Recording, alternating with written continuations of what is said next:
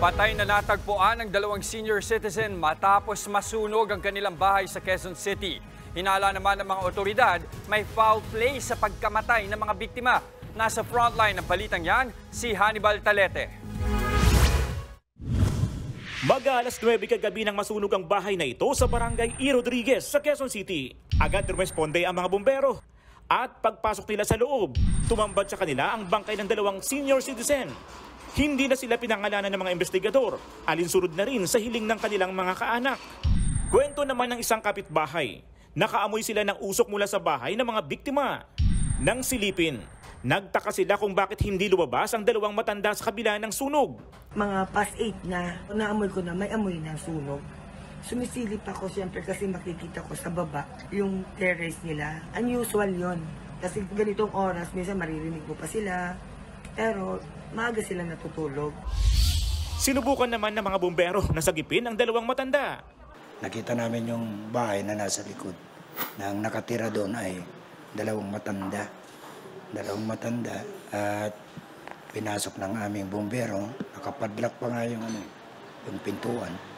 Pero binasag namin para sa ganun yung pasok sa loob marespondihan. Wala pang isang oras at naapula rin ang sunog. Sa huli, tanging ang kasambahay na babae ng dalawang biktima ang nakaligtas. Isinama siya sa barangay para questionin sa nangyari. Ngunit nang iwan sandali ng mga kagawad, biglang tumakas ang babae. Nakunan pa sa CCTV na tumakbo palayo ang kasambahay.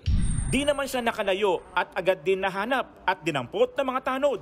Hinala tuloy ng mga otoridad. Nasa custody ko actually yung tao dahil nasa investigasyon pa ng fire. Kailangan i-assess nila kung namatay siya sa sunog or namatay sa foul play.